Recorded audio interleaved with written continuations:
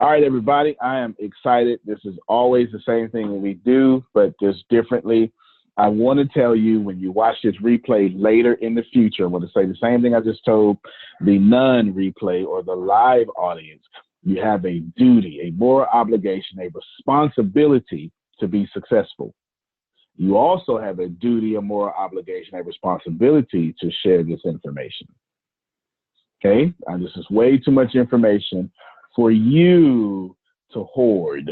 Abundance is meant to be shared. It is meant to be spread across. So later on, tomorrow, today, some other day, spread and share this information. Today, I want to talk to you about the things that are stopping you from becoming a millionaire and how to become one. Who's excited about that? I need to hear some feedback. Good. Things that are stopping you from becoming a millionaire and how you can become one. Let me tell you right now, section 1 and section 2, they're brutal. All right, listen. If you're doing something on this list, you may get there. If you're doing more than 2 things on this list, you are off pace. Okay. If you're doing something on this list, you're off pace, but it's okay. You might get there. But if you're doing 1 or 2 things off this list, if you're doing 2 or 3 things off this list, you're really off. If you're doing all of them, right, that'd be cool. I had to say it. I had to say it. Okay, I had to say that. I'll tell you what the subject is again. Today we're talking about things that are stopping you from being a millionaire and how to become one. Yes, things that are stopping you from being a millionaire and how to become one. One more time, I want to say the same thing I just said over. You have a duty. Grant Cardone says you have a moral obligation to be successful. Take it seriously. I'm also going to tell you, you have a moral obligation to share this phone call. Even if it's in the replay and you see a link, you don't get what I'm about to tell you and you sit on it. The universe does not bless sitters. Remember that. The universe does not bless sitters. Abundance is not meant to be protected. Abundance is meant to be shared. Now, if you can, cut your videos on. Let me feel your energy. Let me vibe at you. We'll cut it down, and then we'll get started. All the things that will stop you from becoming a millionaire and how you can become one. The first section, I got 17 things. 17 things that are wasting your time. Write that down. 17 things that are wasting your time. Do millionaires waste time? No. Hell no. We push it further, okay? Millionaires do not waste time. Here are 17 things, as I perceive them, that are wasting your time. Number 1, doing things that aren't worthy of the dollar amount that you desire. Woo, I'm putting my weight on the phone call already. Doing things that are not worth the dollar amount that you desire. What does that mean? Why are you picking up your cleaners if you got billionaire goals? Some of y'all still wash your clothes. For what? For what? If you're going to be a billionaire that don't mind washing your clothes, then that just don't apply to you, okay? But if you don't like folding laundry, stop it. You stop it. You stop it right now. You stop folding laundry. Yes. How many of you don't like folding laundry right now? Come on, raise your hand. That's keeping you from your $1 million goals. I'm telling you right now. You do not get to vibrate at a frequency of something you hate once a week and expect to be a millionaire your whole life. It doesn't happen. You do not get to vibrate at something that you hate once a week and expect to be a millionaire. Oprah Winfrey is a 3 billionaire. She was a 3 billionaire when she was poor. She vibrated at the 3 billionaire frequency. She didn't get the money and got happy. She got happy and the money followed. I'm talking. Okay, I need you to get that the number 1 time waste that you are doing that's stopping you from getting to $1 million is you keep doing stuff that ain't worthy of your financial goals. How many of you right now, you're doing stuff that's not worthy? I don't drive. Everybody knows it about me. I didn't like my car. The car still sitting in the driveway. I ain't like it. It's whatever, right? It's a Ford Explorer. Nothing against Ford. I just feel like I'm a Bentley guy. I just feel like I am a Bentley that I paid for with one car note, all at one time. Cash. That's just how I feel. So I stopped driving. Until I go cash on a fully loaded $200,000 car, I ain't driving. Now, that may sound weird to some of you, but to some of you that got prosperity in your head, you said, well, you know what, I sure feel you. You sure talking, young man. And that's how it's supposed to be. If picking up your clothes from the cleaners is bothering you, stop picking up your clothes from the cleaners. Get you somebody that's going to do it. Does somebody understand what I'm saying? The number one thing, I am currently talking about all the things that are stopping you from becoming a millionaire and how we're going to get there. Now I'm breaking this first section down to 17, as in 17 different time wasters. And those time wasters, ladies and gentlemen, number one, you are doing stuff that's not worthy of your financial goal. Somebody ought to write that down, put that in your spirit. Can I tell you one of the things that everyone is doing is not in your financial goal? Complaining. Yes, let me put my weight on this. Some of you complain all the time. You get what you prayed for and you immediately start complaining about it. Some of you right now, you prayed to meet somebody like me, prayed for an opportunity, and now you're complaining. Can I push it further? Some of you right now prayed for your car, mad that the engine light on. Come on, I wish I had somebody. I'm finna put my weight on it, Jerome. Some of you prayed for your spouse, mad that they feet stink. Look, I'm just joking. I was joking with that one. I was joking with that one. Okay, I was joking with that one. But you get what I'm saying. You cannot complain your way to prosperity. Number two. Wait. Hold on. Okay, I got to write that one down. I'm sorry. You cannot complain your way to prosperity. Doing things that are not worthy of the dollar amount that you desire, or not even having a dollar amount that you desire, is stopping you from being a millionaire. Number two, being the victim in any part of your life. If you pass the age of 12 and you still blaming people outside of you for what's going wrong with your life, you will never be a millionaire. If I get into a car accident right now, I'm going to blame myself for the accident. Even if the person hit me, I'm going to say something stupid like I should have left 10 minutes early. Maybe I should have stayed in the office longer. I don't blame nobody for nothing. I take full I done stepped on some toes. Okay. I take full responsibility for my life, my actions. You can't make me mad, Jerome. You can't make me cuss you out, Chris. You can't make me roll my eyes, Chantel. I made me do anything that I am doing. I also made me complain. I also make $9 an hour, and that's also my fault. I am also the reason why I got divorced. I am also the reason they broke up with me. I am also the reason for all the drama in my life. Why? Because you don't get to complain about a life that you planted. You do not get to complain about a life that you planted. And if you don't like that, plant different seeds. Simple as that. Number three, trying to save money instead of making money. Darryl, I'm starting to feel good. Number three, one of the things that's stopping you, okay, for those of you just joining on, allow me to tell you what we're talking about. We are talking about the things that are stopping you from being a millionaire and how to become one. I'll put it in the chat for you. The number one thing I said was you keep doing things that are not worthy of the dollar amount that you desire. The number two thing that I said is you're a victim in some part of your life. In every part of your life, you don't get to be a victim. You don't get to say how she hurt you and how she made you, ooh, child, I went blank. You don't get to go blank. Millionaires don't go blank. Can I push that further? If Jay-Z went blank in the elevator when Solange was popping up upside his head, it wouldn't be no Lemonade album. Wouldn't be no 444. Wouldn't be no $1 billion company. He'd be in jail. He'd lost everything for domestic violence. Yes? See, he didn't get to be blank. He didn't get to set his mind off. He didn't get to drop down his religion. He just had to be a millionaire. How about that? Okay. Number 3 now, what I'm talking about is you trying to save money instead of make money. I used to work for this company, and I kept trying to tell the boss, I say, boss, I'm not going to tell you what company it was, right? But I said, boss, man, I know the money is, acting a little funny and the change is acting a little strange. I guess that. But, man, we need to get out there and shake a board. We need to get out there and advertise. He was like, no, what I'm going to do is I'm going to just cut hours. I said, you can't cut hours. You can't cut hours.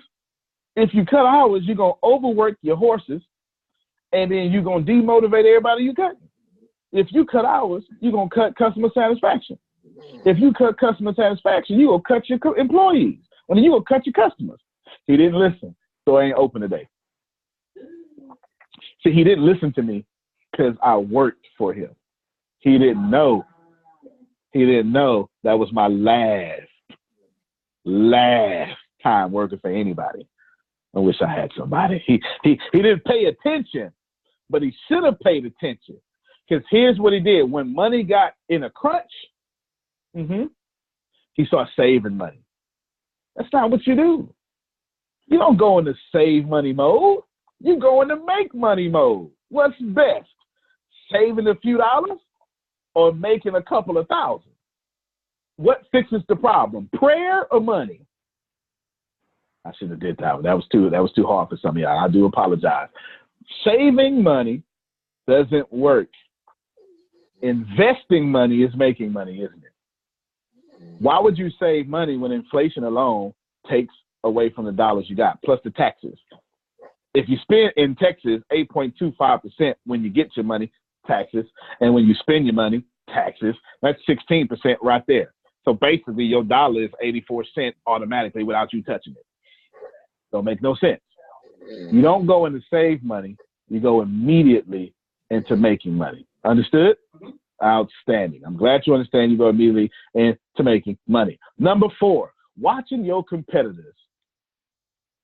Yeah, that's stopping you from being a millionaire. You watch it. Why? If you keep watching your competitors, all you're going to do is put out what they putting out. How can you put them out of business when you're down? I'm trying to make it work. I'm trying to make what's number what? I'm on number 4. I think I'm on number 4. Number 4 is watching your competitors. Every time you watch your competitors, Chantel, you're going to always be a step behind. You know how many people watching me right now? In fact, let me tell you something. April 22nd, my business university looked a certain way in the freshman level. April 23rd, it was completely different. Completely different. So the people who were watching me April 22nd, they are now duplicating what I did that I already changed. I got information from me and I said, that don't work. I said, that don't work, Mo. Do this. And now they trying to do what didn't work for me because they one step behind. People always ask, man, how you do so much? How you keep being successful? That's because I keep lapping you because I'm not watching you. Y'all remember when Michael Phelps was in the last Olympics? He was swimming. He was doing a good job. And there was this guy who was supposed to beat Phelps. Phelps was supposed to go gold. He was doing this here. And the picture's iconic today. Phelps touches the line, wins his last gold. And the guy is looking at him, and he doesn't even medal. He don't even medal. He's looking at him. He was in second place. But he looked at him instead of reached out. And, Olympics, you lose by tenths of seconds. Second and third touch. He touched fourth. Didn't even medal. Can I push that to y'all now? Some of y'all ain't medaling because you're looking at your competition. Why you worried about what they post? Why you worried about how they coach? That will never make you successful looking at your competition. And if I could just open up your head and pour that into you, let me tell you something. I don't look at none of my competition. Don't even care. But you should watch your competition, what they do. No, I should not. That's what some poor person told you. I don't need to watch my competition. I need to invent what my competition should be doing. Do you understand? If you watch your competition, this is what I want you to do. I want you to go to their ratings. I want you to go look at all their 1- and 2-star ratings. Yeah, don't watch their competition. Don't watch the competition. Watch the customer complaints of the competition. Can I give you a free tip, Chantel? You go ahead and you go to customer star number 1, customer star number 2, Juanita. This is what you do. And you see all them complaints, and then you build your product the way you wanted to do it, and then you encompass all those complaints, and now your product is better than theirs. Now you got Blue Magic. They got that wax stuff. If you're not from the streets, you don't get that one. It's all right, though. It's all right, though. Look, my man there, it's like, my man, right? You can tell I'm from the hood, don't mind me, right? But there you go. You got Blue Magic, 100% uncut, pure. Frank around this joint. That's what Frank White. You understand? That's what you have, and they got that other stuff. Basically, what you need to understand at all cases, at all times, watching your competition always keeps you one step behind. Number 5, you don't move your phone while you work. That phone. How many of you right now, come on, it happens to me too. I got my hand up first. Y'all see it? Can you see it, Jerome? My hand up first. How many of you know Facebook sure is good at distracting you from what you're supposed to do? Boy, Facebook is real good at that. In fact, you go on Facebook to do something important and to get distracted by the very Facebook you needed to do something important on. And you can't never get started. And as soon as you get started, you get distracted. And then you go, let me check this real quick. And you never get into a groove. Tip and say Twitter, right? That's our favorite platform. If you don't move your phone way over there, you will never be a millionaire. It's just what it is. The phone, while makes you a lot of money, yes, but while you're working, if that phone call ain't immediately put money in your pocket, you gotta let it go. Receive that, because you need that. Okay? I didn't mean to make that rhyme, but I got a little swag on me, and so it rhymed a little bit. Okay? Number 6. Oh, you need me to repeat it? Number 5, I'll repeat all of them. Number 1, doing things that are not worthy of the dollar amount that you want. Number 2, being a victim in any part of your life. Number 3, trying to save money instead of making money. Number 4, watching your competitors. You'll always be a step behind. Number 5, you don't move your phone while you're working, okay? Number 6, not having employees or paying them too poorly. So if you just joined us, ladies and gentlemen, we're talking about things that are stopping you from becoming a millionaire and how to become one. Well, not having an employee or employees is the most fantastic way. How many of y'all right now got a business with no employees? Yep, you already lost. You lost. You know why you lost? Because the universe don't work that way. The universe never says, hey, please be a one-man show. Please be a one-woman show. We'll bless you. That's not the way the universe works. It's not. It is not. Let's put it in modern day age. Your mother can't give birth to you without a whole team around her. Let's put it back when everyone was in Africa. I mean, every race or one race was in Africa. However you want to interpret that, right? Mama couldn't have a baby without the whole village around her. Do you understand what I'm saying? You do not get to be solo dolo and a millionaire at the same time. You don't. The universe is not set up that way. Abundance is meant to be shared. And if you're a one-man business, it's very hard for you to become a millionaire. You need to at least employ a sales funnel. See that? You need to at least automate something. You need to at least have a robot, a dancing monkey or something. You must pour into something to get back. If you don't believe me, I'll say it this way. You don't get to go outside in your backyard, look at the ground and say, ground, I want some tomatoes right now. Nope. Until you give tomatoes first, you can't get tomatoes back. Is this understood? If you don't have an employee, you can't be a millionaire. And if you pay them poorly, some of y'all, you pay your people so poorly, you got this turnaround all the time. You know how much money it costs to train people, to get them to adopt your culture, to get them to say, you know what, I like being here, and then run them off because you don't pay them enough, and then start that process all over again?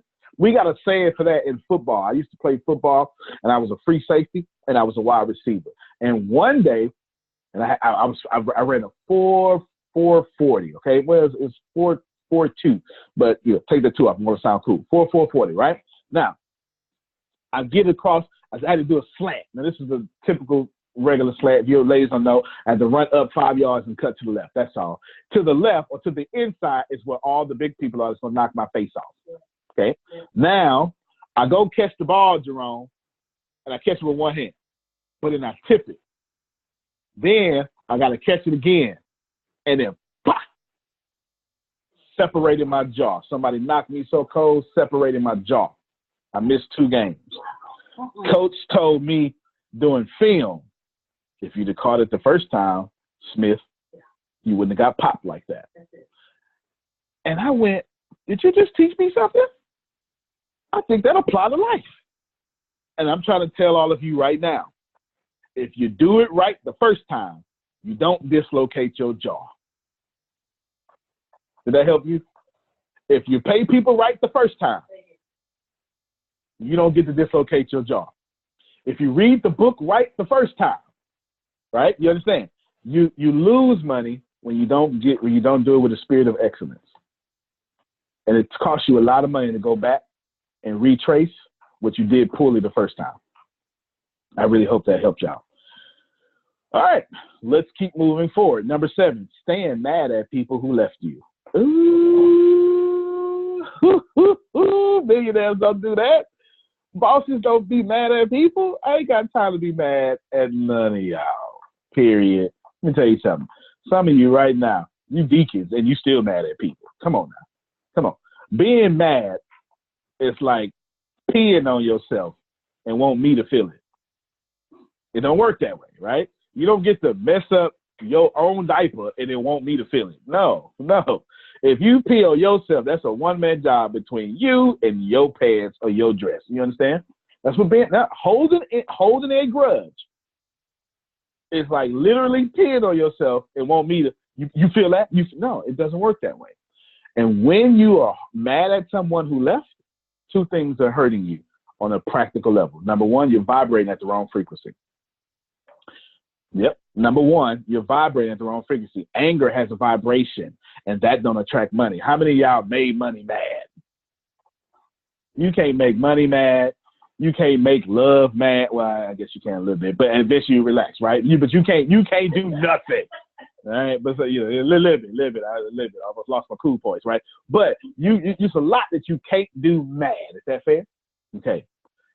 You vibrate at the wrong frequency. Number 2, you're looking at who left and not your goals. That's a word for somebody. Somebody need to hear that in 2019.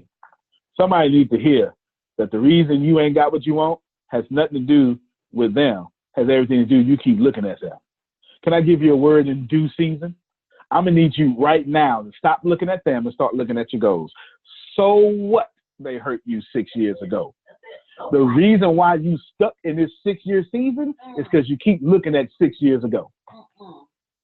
Millionaires are always present where their feet are. And if your feet are right here at a great opportunity, but you still looking at him because he hurt you, you still looking at her because she cussed you out, you'll never get that opportunity. That's a word for somebody. I feel it right now.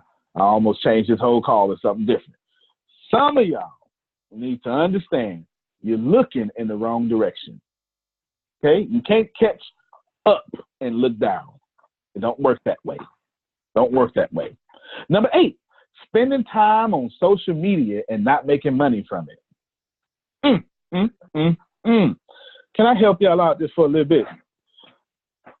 I make money from being on social media. It's the only reason I have them, okay? I've learned how to monetize my social media. Would you like me to teach you how to monetize your social media right now? First, you need a product. Well, actually, y'all didn't answer me. Would you like me to teach you how to get paid for being on Facebook and LinkedIn? Yes? All right. Now I'll answer. Now, you need a product first. You need somewhere to push them. Is that fair? The next time you slide in my DM, conversation will go something like this here. Hey, you doing all right? Well, thank you very much. I really appreciate you saying I'm doing all right.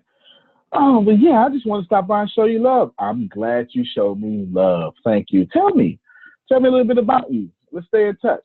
And then they start talking, okay? And when they start talking, I'm reading. I'm listening. Okay, they like rockets. All right, they like V-rockets. All right, then, you know what? I actually have a friend down in Houston right now. Yeah, we should. I'm actually on the way out there. Maybe one day, you know what I'm saying, we hook up and we'll meet. Cool, no problem. They gone.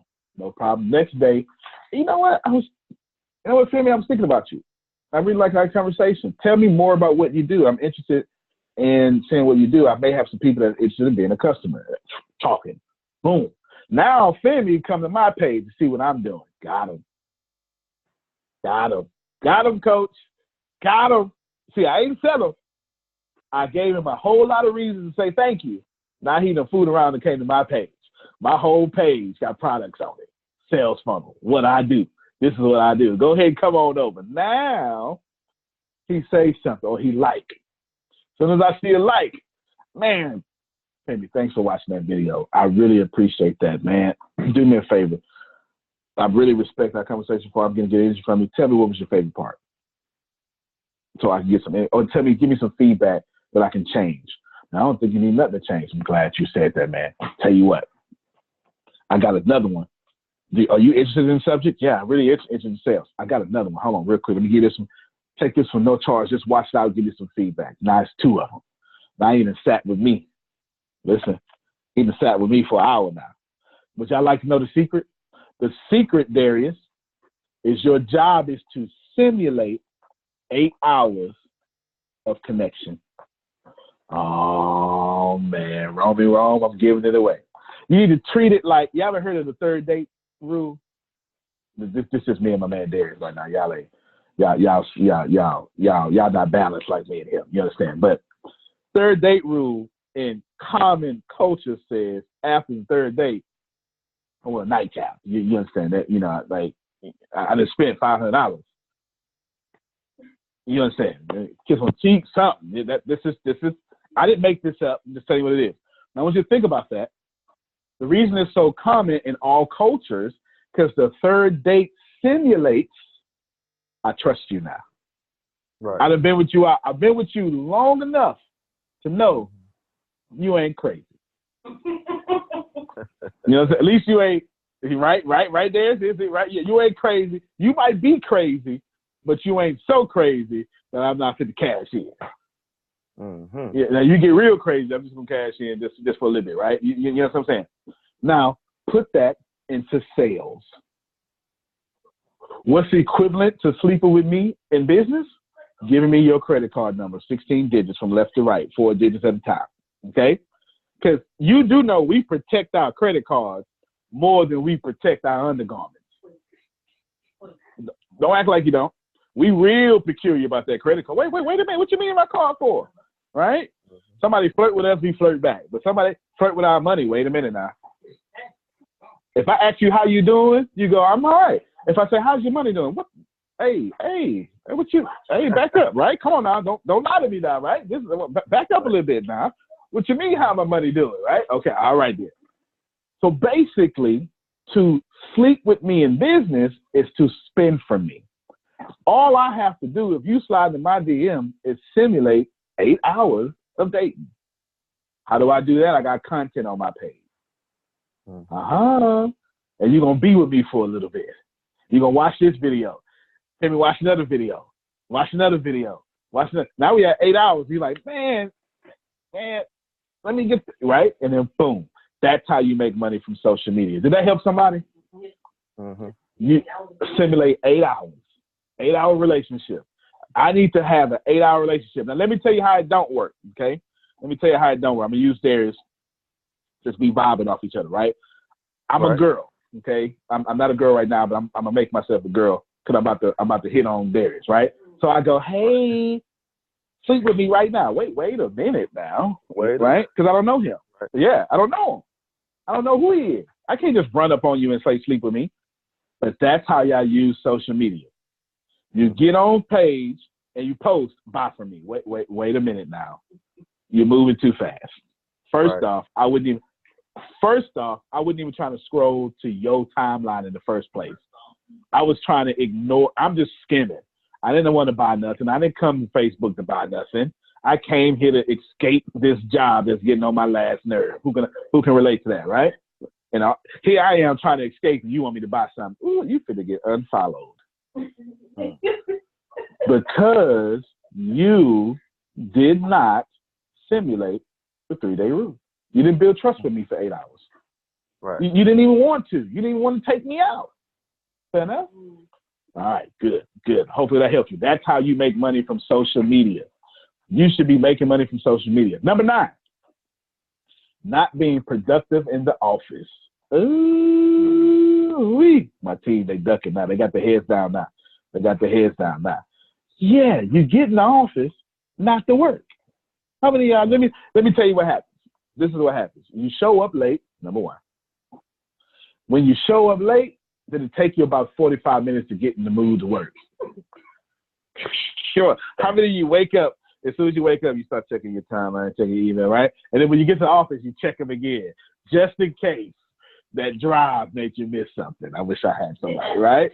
Now you check them again, and you got to get started. You got to get warmed up. But then this is what you do. I'm hungry. I'm going to just give me a little eat real quick. And now it's 10:30. All right, as soon as it's 10:30, what you do, you get your hour worth of work, and you go, it's 11:30. I need to shut down real quick. Give me some lunch.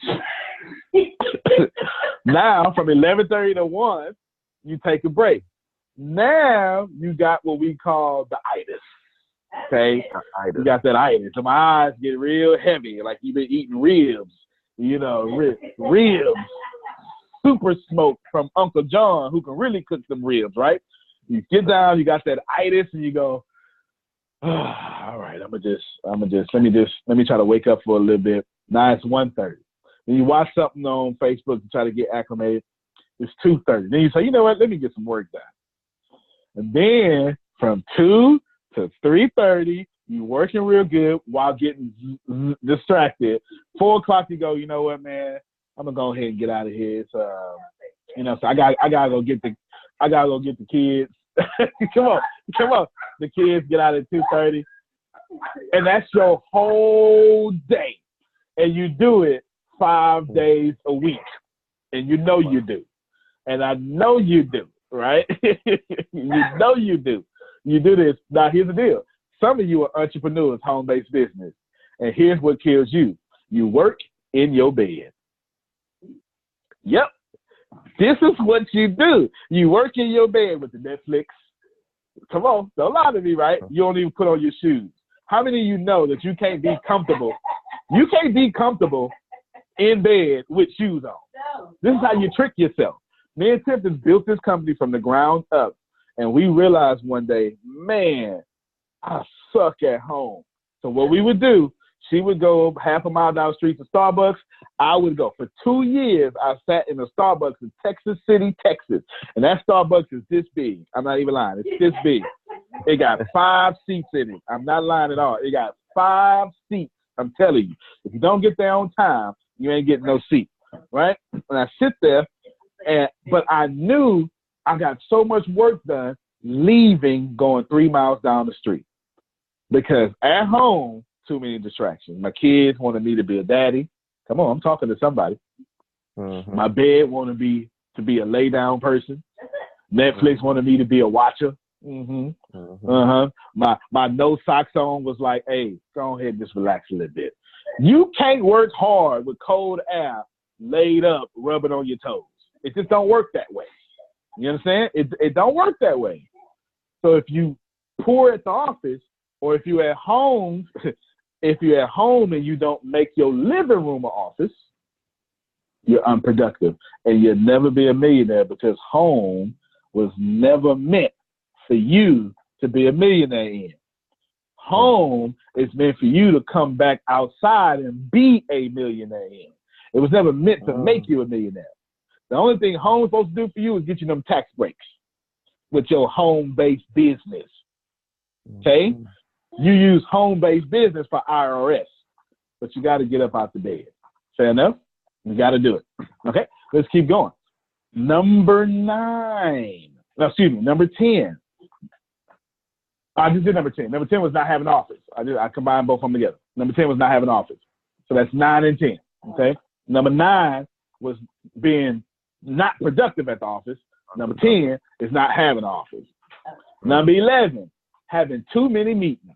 How many of y'all know that? All right, let me shift to some church folk right now. Let me shift to church folk. Y'all ever had some long meetings in church? And it could have been an email, but here's what happened, Jerome. Everybody said they're gonna change, so as you walk out there, nobody changed. Ain't nothing happened. All right, let's take it out of church. You ever had some stupid meetings at the office?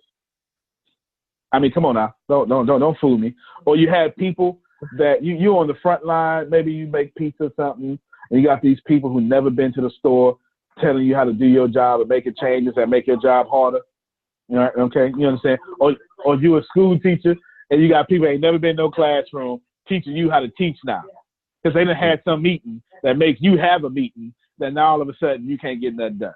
Having too many meetings, okay? Meetings are bad. And can I help y'all out? Stop stretching 15-minute meetings for an hour. Stop that. I know you want to hear yourself, but go ahead and stop. Go ahead and stop. I have a friend. I don't see no kid. Let me scroll down real quick. Let me scroll down. I have a friend. She's Les Brown's youngest daughter. She's a fantastic friend of mine. Her name is Serena Brown Travis. She is CEO of Les Brown, almost a lot of stuff. And we built a nice company together. She's a friend. And she says, she had me rolling one day. She said, I got to watch the speakers I invite. I said, why? Because some of them just like to talk to where they like to hit themselves. I call it verbal masturbation. And that is a very good description of a 15-minute meeting that lasted for an hour and a half. It really is. You do not need to do that. Meetings absolutely hurt you when they are unproductive. Yes? Mm-hmm. All right. The next number, whatever number I'm on. Not having meetings at all. All right? You're having too many meetings, and now you don't have any type of meetings. That's number 12. How you going to run a company only in your head? If you don't bounce your idea off somebody so you can see that you ain't as smart as you think you are, okay? You need to bounce your idea off of somebody. I know that. Oh, somebody told me in my private mentioned this, Stafford ain't got no property taxes. All right, now I ain't mad at Stafford. That's in Stafford, Houston. It's a suburb inside of Houston. But you seriously, you need to have some type of meeting. You don't get to be a genius in your head. That good idea ain't so good when you say it out loud. Or good ideas don't make people rich. Great ideas make people rich, not good ones. So now you got a good company competing with average good companies, all because you ain't want to have no meeting. Okay, we'll keep going. Number 13, watching TV. I'll just move on. It's not even, yeah. Time wasters, you're not being a millionaire because you watch too much doggone TV. Yes. Shonda Thursdays. Shonda Thursdays. I'm sorry. Let me move on. I apologize. Let me move on. No, I moved on. I know Tim's going to say something. I do. Let me move on. Number 14. There we go. Talking to friends during work hours. I'm not talking about your employee friends. Ring, ring. Hey, what's up, bro? I'm talking about them friends. Okay? Is bro helping you become a millionaire? Then put him down. Okay? Okay? Ring, ring. Hey, baby. Yeah. Okay, we need milk. All right. And what else? Okay. Sausages. Okay. Napkins. Okay. All right. Socks. Okay. And remote control. Okay. What you doing? You know I'm at work. Why you don't never talk to me? I am talking to you. Why you always start this? See? And now all of a sudden, we on a whole different conversation now about why you always disrespecting me in front of my people, right? All that stuff. Stop that. Okay? Stop it. Leave home at home. Leave entertainment at home. Get into your Starbucks office or your living room office, okay, with your house shoes on, and go after it. Is that fair? You go after it. Okay? Number 15. Not having work hours. Uh-oh. I'm going to lean in. Some of you entrepreneurs don't actually have real work hours. You say silly stuff like, I work all the time. Everybody's my customer. Okay. Both statements show me that you're poor, okay? Because you don't have a plan. You don't have a plan. Yes, both statements show you poor. They absolutely show you poor because you don't have a plan. You need work hours that you're going to say on this day and this time, I'm going to be absolutely dominant. Is that fair? Yeah. Now watch this here. Some of you going, well, I got like 3 businesses. I got a good plan for you, boo boo. Here we go right here. From 9 to 12, you're gonna do 1 business. Then you're gonna stop. You're gonna eat. From 1 to 3, that business. From 3 to 7, that business. Then you can go watch TV. But don't go watch TV. You get it? Mm-hmm. Let's push that further. I'm in sales. I'm glad you said you in. How many of y'all in sales right now? Come on, let me hear from you. Network marketing and sales, all that stuff is sales. Okay. Now watch this here. Let me bless you. The problem is you don't have a good work schedule to set appointments all the time. Can I help you? This is what you do. Henceforth. From 12, let's start in the morning. From 9 or whatever time you get to work in the morning, all you're going to do is make calls to set appointments for after 12 o'clock, after 1 o'clock. Okay? What you're going to do? All you're doing is setting appointments for after 1 o'clock. Some people, and they're not going to be the same. They're going to say, well, you know, can you get me Thursday? And they'll say, what time is good for you? I said, well, the time's good for me is actually afternoons. Okay? You're going to push most people to afternoons. If you can't push for afternoons, you just do it then. Let me tell you what you're doing. You're going to have 5 days, Monday through Friday, where you're pushing people to the afternoon. Here's what's going to happen. Eventually, that gap is going to catch up with you. And you're going to move from appointment to appointment to appointment to appointment to appointment. And here's what, see, Grace is getting there. Here's what's going to happen in the morning. Morning is setting up your money. Afternoons is closing your money.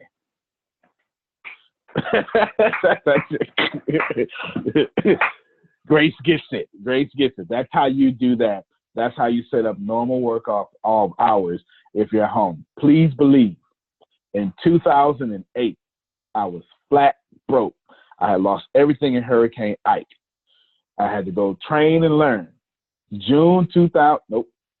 March 2009, I bought my first house. And I bought 4 other houses on the schedule I just told y'all, all in 2009. I set up all my appointments in the morning, and I closed them in the evening. That's exactly what I did. And I bought 5 houses in 1 year. Totally didn't know what I was doing, and I paid a lot of taxes. Don't worry about that. Okay, but I still won. Okay, you get the point. Number 16, not having a big enough net to catch sales. You don't have a big enough net to catch sales. What does that mean? You got a business, but you ain't trying to reach 10,000 people. Come on now. You're trying to reach your bill money. Come on, somebody tell me right now. Come on, don't lie to me. Come on, don't lie. How many of you right now, you in business by accident? You didn't do this on purpose. But right now, your business is just operating to pay the minimum of your bills. Come on. That is not a big enough net to be a millionaire. You so focused on debt, you keep attracting debt. Am I helping you? Mm-hmm. You're trying to get out of debt so you stay in it. Because the only thing that exists in your reality is debt. Bills. You were born to pay bills, and that's it. That's all you do. That's all you do. You got no anointing over your life. You just pay bills. No, we know that's not true. We know that's not true. We know you're supposed to do more than pay bills. So do yourself a favor, cast you a huge net. That means if you're trying to reach 10,000 people, maybe you got to lower your price a little bit or up your price, however it is, but go after 10,000 people. Is that fair?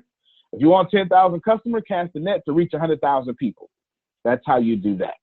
And finally, number 16, not reading books that get you to the next level. Yep. Most of y'all don't even read. Some of you who do read, you read Twilight. Unless you are writing the next teenage drama series, and that's research for you, you're reading incorrectly. Here's how I read. This is how I read. If I have in fact, I'll give you a real well, I'll give it to you. If I have a problem, I go buy a book to get me out that problem. That's how I read. I only read to get to the next level. I'll give you an example right now. I have a problem right now of having a large distribution system, okay?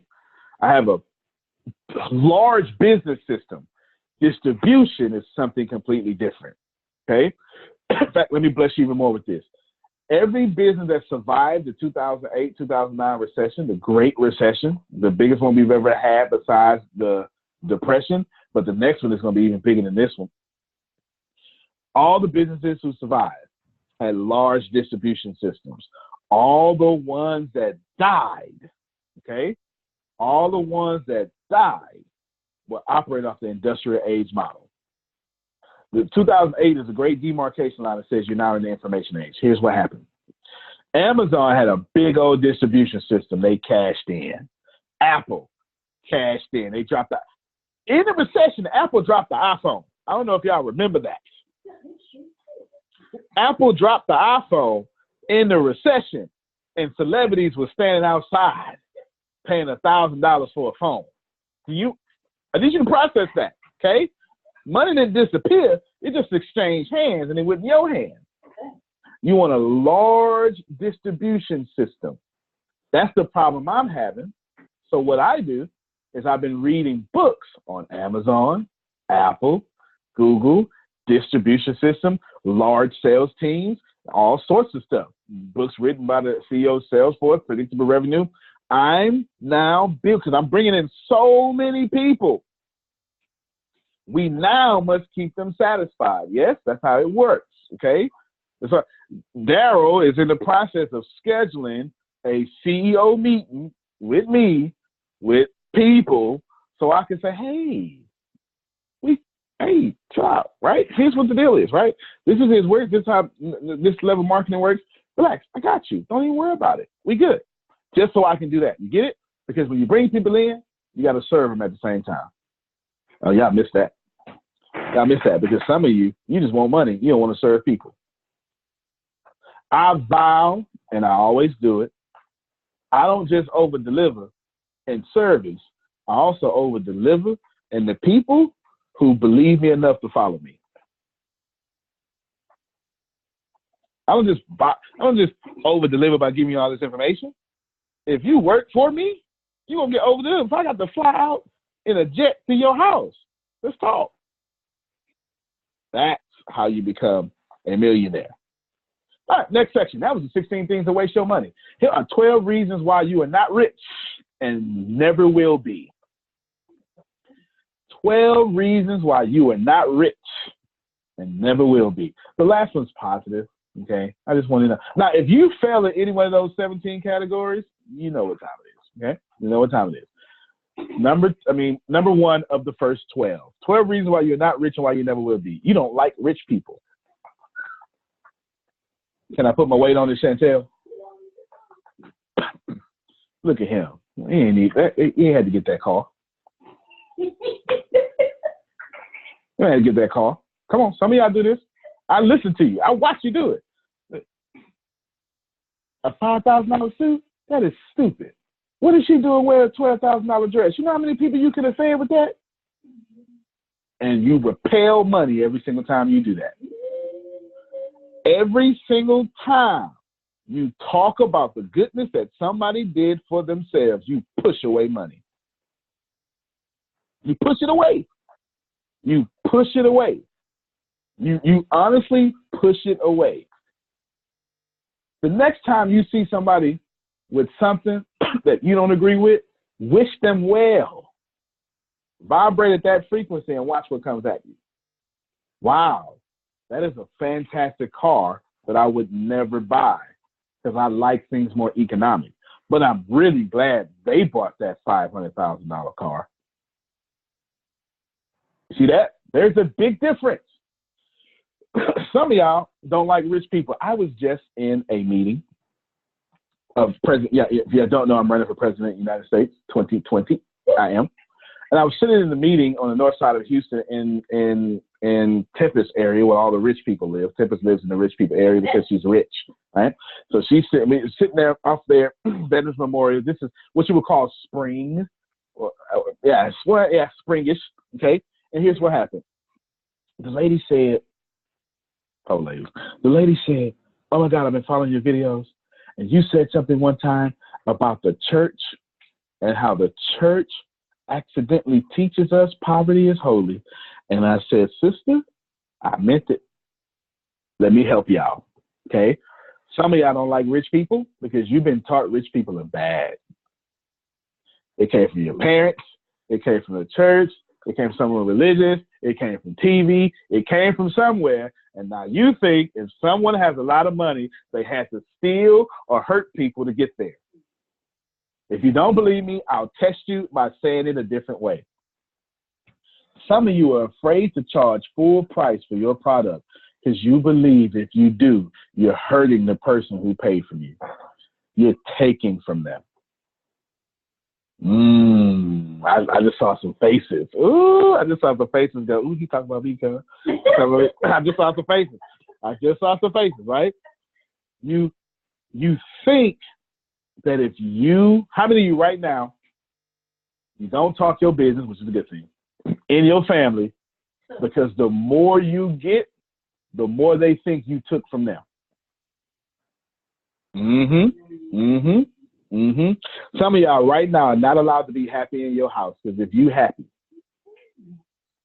they think you took happiness out the house. It's only enough happy for y'all to be average. If you get all the way happy, now you done took all the happiness out.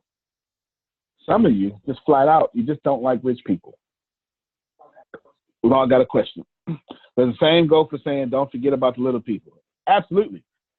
Don't forget about the little people. It's some culture or person's guilt trip on you being successful. That's called, well, some people call it passive aggression. I'll tell you what it's actually called. It's called envy.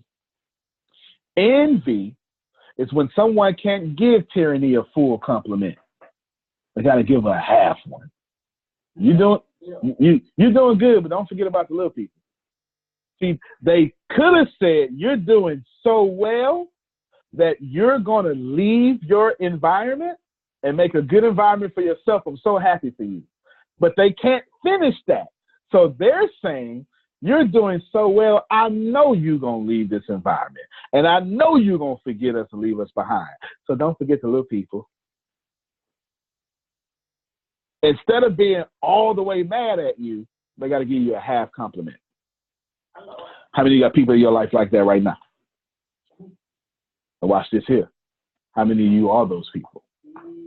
I see you, Chantel. I see you out there getting that money. Yep. Tyrese says that person has a problem with you. Yep. I see you. I see you out there, Daryl. You hang with Antonio and stuff. I see you, man. Yeah, must be nice. You name me one person that said must be nice and actually meant that as a compliment. I don't know nobody who ever meant that as a compliment. Nobody. And don't be a church folk. God bless you. Yeah, that means go to hell. That's exactly what that means when you say it that way, right? These are half compliments of people who have a problem that you're getting blessed and they are not. Okay, I'll say it a different way. That God is doing something for you, but not doing something for them. And people have a problem with that. And once they internalize that problem, they have a problem with anybody doing well. Yep. They say, I like this celebrity because he's down to earth. No, you're saying, I like this celebrity because he doesn't make me feel bad for not being one. That's too real. Number 2, your parents/religious teachers have taught you poverty is holy. Parents/religious teachers/school systems have taught you, hey, it's all right to get a $32,000 a year job. It's fine. It's okay. You don't have to want what everybody else wants. Being a secretary, which nothing wrong with being a secretary. Being average is just fine. It's in the heart that matters, Shannon. The heart matters. The heart matters, Juanita. Don't lose. Don't gain the world and lose your soul. This is real stuff that people say. And if you ain't going to get it from there, I'm going to give it to you. Because it needs to be given to you. We've accidentally received poverty when we were born to think abundance. When you were a baby, you didn't want one toy. You wanted all of them.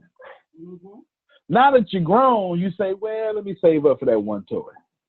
Who taught you that? And where does the phrase, have your cake and eat it too, not make sense? I eat cake. If I have it, I intend to eat it. Who taught us that we get to get it and just window shop it? Can't say it's got to be vegan cake. You're right. It's got to be vegan cake. I'm going to get Laura to send me, Laura and Darren will send me some recipes for some vegan cake. We have been taught poverty by accident.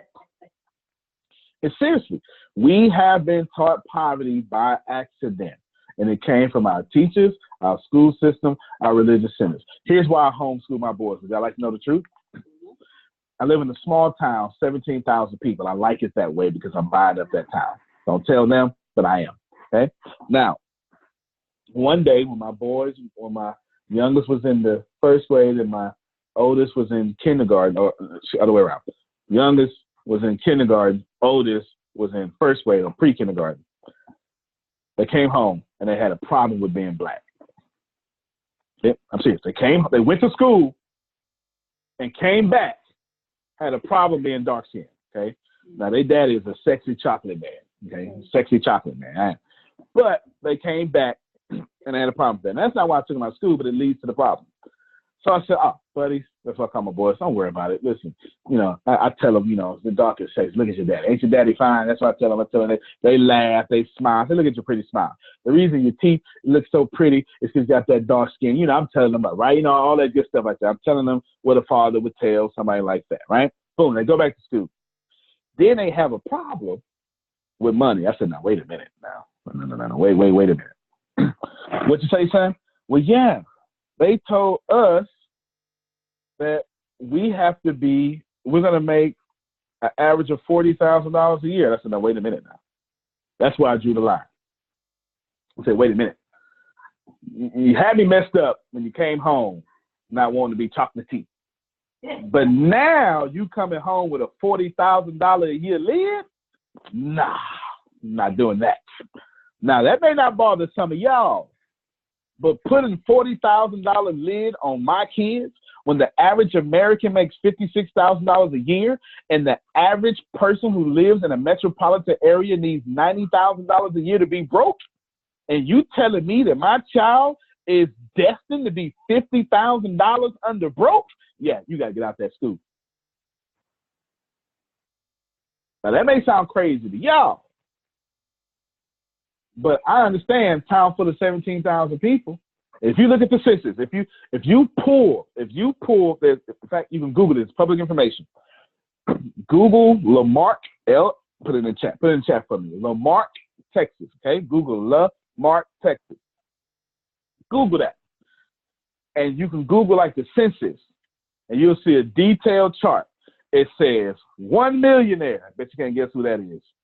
Okay? It says 1 millionaire, and it has somebody else, 400,000, and then boom, $20,000.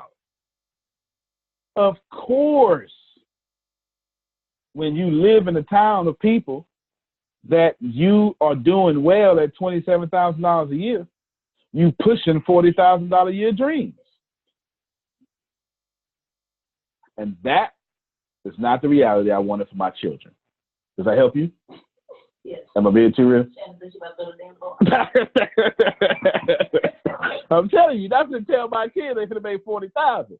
Right? You just have to do it. You just have to do it. And that's why I pulled my kids out of school. Now, the reason I brought that up because I want you to understand that they were accidentally taught by the school system. And those people had parents. Those people also went to some religious establishment. And they all said that being average is the goal. Don't do that. Number 3, you think rich people are special. Let me tell y'all something. I'm as dumb as a bag of rocks. Okay? I am. I've got some intellect on me because I happen to have it to where I remember everything I see, so that I got a little advantage there. But other than that, I'm dumb. You ought to see me in social situations. I am as awkward as possible. Ask Tempest. I am awkward. I don't know what to do at funerals. You be crying. I'd be like, in the office. Sometimes we have bad days or sad days. They cry. I'd be like, come on, y'all hug them. Am I lying? No. I ain't lying. Chantel, I don't know what to do. You cry. I don't know what to do. I have no idea what to do. I'm not a nurturer. Somebody called Tempest. You know what? Grace, Deanna, y'all hug on Grace, hug on Deanna. I don't know what to do. I am not. Yes. I took a selfie at a funeral. I sure did. This is a true story. This is how dumb I am. That came from Tempest. I saw someone that I hadn't seen in a while. Her dad just died. And I'm like, hey, what's going on? She said, hey. She's sitting on the almost front row in all black. I say, listen, let me take a picture so we can send it to your daughter. And I took it. And I sent it to her daughter. And then I walked away and Tempest was like, what the? And she cussed and stuff, right? Like, what are you doing, right? And I was like, what I did wrong? And then she tell me, that's not how you behave. Now, while that is funny and downright just pitiful, it is. It's totally pitiful. I'm being vulnerable with you and letting you know I'm dumb. I don't know how to act in social position. I just don't know how to do it. I'm just one of those genius kids that was weird his whole life. You know what I'm saying? But I still got money. That was the point. The point was, I ain't got to be as smart as you with your smart self. You understand? I just have to know the algorithm of money. Is that fair? And I think rich people aren't smart. They just know the algorithm. Rich people aren't smart. They know the algorithm of money. Algorithm just means a set of instructions. Chris Holmes, let me hear from you. Man, I'm so glad I tuned into this. I was driving early, but I'm parked. But while I was listening, I was like, oh my God, this feels so much like my whole situation, because you already know I'm from a small town, and that mentality, of just the prison mindset, of working for the prison, 20, 30,000. And every time I speak anything about financial or looking great, it's like, why you want to do that? I'm like, what? Even from home or even close friends, it's like that resistance. I'm like, why should I settle? So for the longest, I'm way out of that now. That's why I'm constantly in the city and Houston, things like that, and meeting with great people. But for the longest time in the beginning, it was just constantly battling with that back and forth, especially in the church house. Because inside, in myself was telling myself, I deserve something better. I need to do something more than this. I know there's more to life. And so when I was hearing you, I was like, this is definitely speaking to me, all the way through. Man, I sure appreciate you. I'm glad you said that, because I'm from a small town, Galveston, Texas. And if you was working at UTMB, you made it. UTMB, University of Texas Medical Branch. That's the #1 employer in Galveston, Texas. It's so bad, Chris, it's so bad that it's so hard to get a job at UTMB, because once you get in there, you die in there. I'm not lying. And my life had to be from Galveston. When you get a job at UTMB, you're going to die before because listen, let me tell you, Chris, they ain't going to do nothing to mess up their job. They ain't going to mess up no piss test. They ain't going to do nothing. They going to stay in there because that's, right? It makes you one of the richest people in the city. Even if you're doing transportation, you will not. I'm serious. You die in there, Chris. And if you couldn't get there, you had 2 more options. And if you didn't do these other 2 options, you was broke. You couldn't get no girlfriend, couldn't get no boyfriend. You couldn't buy no house. Couldn't buy no house and go on the deck, okay? 2 options. You had to work for, what is it? It's not TDC. Yeah, TDC, the Texas Department of Criminal Justice, right? TDCJ. If you didn't go there, right? Exactly. And if you didn't go be a nurse over there, right? Something like that, you was out of there, right? I'm from the hood to where the only degrees we got is nursing degrees, which is good degrees, but that's it. If you ain't going to school to be a nurse, you just ain't going to school, okay? You're going to dribble out the hood, or you're going to throw a football out the hood, or you just got to move to Houston, right? Something like that. And my town's so small, we call Houston the city. That's it. You know you from a small town. When you go all the way back to 1800s and say, y'all going to the city? Yeah, pick me up some peanut butter, right? You know, all that stuff, right? It's so bad. And if you didn't go to TDC, here's what happened. You had to go work at the plant. Because this Texas, y'all, we got oil plants down here. And if you wasn't making $17 an hour plus overtime, you ain't nothing. And think about that. That's $36. I mean, that's what is it? $17 an hour. That's $50 an hour. Yeah, it's 36. That ain't that much. That's like $36,000 a year. It's not. I mean, if you take away taxes, that's it. $50 an hour is $100,000 a year. Taxes make that $83,000 a year. And 83,000. I guarantee you to Google, people that make six figures now feel like they broke. It used to be something prestigious. Now it's awful. They say $30 an hour now. $30 an hour now. $30, you're doing good. No, you're not. Stand next to me. $30 was not doing good. It's not. It's not. I'm not even saying that to brag. I'm just telling you right now that every hour on planet Earth, I have the potential. Like if everything works well, if everything just clicks every hour, if the sales team do this, and that, and everything works, I have potential right now, every hour on planet Earth to make $563,000 an hour. If everything works well. I have a product that costs $500,000. Okay? Now, I'm not saying that happens all the time. I'm saying stand next to me, right, with $30 an hour. It won't look like that no more. Now, let me go and stand next to some of my friends. I'll be like, hey, y'all, I'm just be quiet. I don't talk in those circles. I'm the low man on the totem pole. That's the reason I'm over there. I got friends that do $50,000 deals, and they mad about them because they don't do small deals no more. If you approach some of my friends with a $50,000 profit, they don't even do those deals. I have a friend, he calls me, Mark Davenport is his name, said, hey, the number one thing that bothers me about you, bro, your price is still low, man. Hey, let me tell you a story. This is what he called me. He's from the Bronx. No, he's from Brooklyn. He's from Brooklyn. Says, hey, I'm sitting in the Philadelphia's on the box. Yeah, Ken, Marcus Smart. I'm sitting in Philadelphia on the box, and I come to the Philadelphia owners with a big deal. I say, listen, I pitch him the deal, go through it. He says, I like the deal. The deal, the guy would have made $1 million. Oh, no, $10 million is what it was. He says, Mr. Davenport, that sounds real good, but I don't do small deals. $10 million? Yeah, I don't do small deals. It takes the same amount of money, the same amount of energy to make $10 million than it does to make $100 million. If it's not $100 million, I don't do the deal. Mark told me that story, changed my whole mind. To this day, I don't do small deals. I don't. I just don't do small deals. And that's because I went around other people doing far better than me, and they changed my mindset. Small town, $30 an hour, man, you big man on campus. But it's easy to be the big man in the town full of 3-foot ceilings. If you stand in 6 foot and everybody in the town 3 feet, you're looking good. Right? Don't do that. Please do yourself a favor and don't do that. Don't have a small town mentality. Don't have the church mentality. Have prosperity mentality. Okay? What's a prosperity mentality? There is no lack. If you're not thinking of infinite abundance, you are thinking incorrectly. Got me?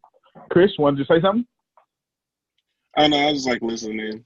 Cause okay, but like one thing I will say too is like one thing I noticed of a lot of people trying to start a business, especially in my area or people I meet even at workshops, is like they questions like, I don't think this is the right price, or I feel bad about charging. And they hit on to what you were saying earlier. In the very beginning stage, I used to do that a lot too. And then when I was doing my invoice and seeing how much, I was like, I'm not making nowhere near the amount that I know I can, for the value of work that I'm doing. Yeah. It's like I'm not making it. And I was shortcutting myself.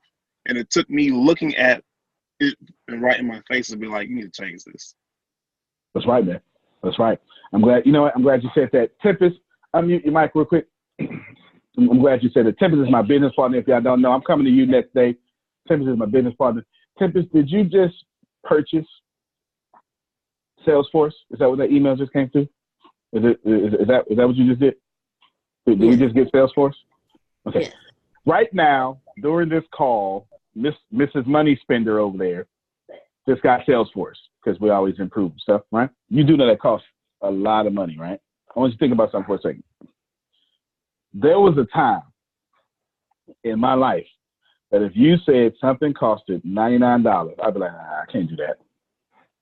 I can't do that. $99, I'm not going to pay that much for see nobody. Oh, I'm the only one that had poverty mindset. Okay. I thought y'all looking at me like I'm the only one that said crazy stuff like that. I'm not going to pay no $24 for no book. Come on. Only thing I read is the side of my cereal box. Right? I used to brag about that kind of stuff. Salesforce costs a lot of money for a company this big. Seriously. And I just got an email flash across my screen when Chris was talking. Your integration with Salesforce. Okay, all right, got you. All right? Check this out. When I'm saying that for a reason. Because you can be poor one day and then you can spend so much money that is past your salary, what you used to get. And if you're not thinking like that, you're thinking incorrectly. As a matter of fact, let me give you a new process. This is I say this about once a week to myself. I want to get to once a day, but I keep forgetting about it. But I say about one, you know what? I'm sorry. I'll do this, plus I'll do something else. I say this about once a week to myself, and I'll say this now. I want my favorite restaurant, Chantel, not even to be in America. And if you're not thinking like that, you're wrong. I want a $50 million private jet, and I don't want my favorite restaurant to be in America. And if you felt the energy of that statement, you need to go ahead and say it for yourself. Why we can't have a favorite restaurant somewhere in Barcelona? And I don't even need to be popular. I need to be a hole in the wall. Yeah. Man, they be putting their foot in it, is what my grandmother would say, right? I'll show you something else. I'm gonna share my screen. Darryl likes when I share my screen. He said I'm always giving away stuff. So I have this is me, okay? This is me. I don't mean to push this on anybody. This is just me, yes? Is that fair? All right, this is Chris. This is just me and my goals, okay? Don't want to push it on nobody. It's just me and my goals. This is I call it my thinking wealth statement, okay? I want to show you this here. If you're not thinking like this, ladies and gentlemen, you need to think bigger. Okay? I'm going to blow it up so y'all can, you ain't got to strain. I'm going to blow it up for you. Okay, I blew it up real good. All right, here we go. I will have 1 billion. That's a B. That's a, how many figures is that? 10. I will have $1 billion before July 20th. That's my birthday, 2020. And we really want you to see this here. This is where it gets real, y'all. If you ever wanted to see how someone chasing $1 billion thinks, this is how it gets real. I would give up everything to reach this goal. I would do anything, all caps, legally and morally to achieve it. I will give up my free time, my TV time, and reading time to achieve this goal. This is the most important part. Let me hold this joint right here, son. Hold on. Bold, underline. I will also give up any friendship of any kind that does not help me achieve this goal, regardless of who they are. I will work harder than anyone else in my field. I will read more than anyone else in my field. I will achieve this dollar amount through Brookcarrick University. You don't know what that is. Kodak Tech, that's my tech company. You're sitting in the middle of the ATS brand and the ATS Business University, teaching and investing. And I will read this aloud twice daily when I wake and before I sleep. I get this from Think and Grow Rich if you don't get it. And this is the 6 steps to do it. So not only do I think like that, I'm going to do you a favor. What I'm going to do is I'm going to paste my entire Thinking Well statement, okay, in the chat right now.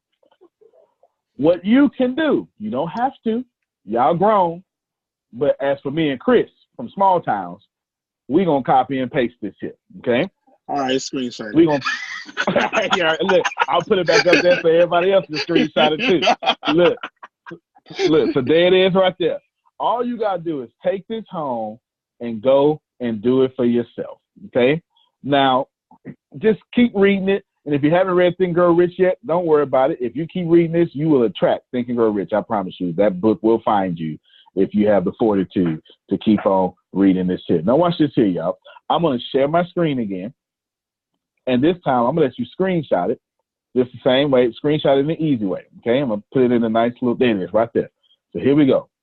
I'm going to share my screen again. And now, please, by all means, take out your phones or do whatever you got to do. There it is. Screenshot it. There it is. You go ahead. Screenshot that. That's there. That's yours. That's all yours. Take that. In fact, remind me again to share my, hold on, let me, somebody might have been slow. There you go. 10, 9, 8, 7, 6, 5, 4. Y'all know what that is.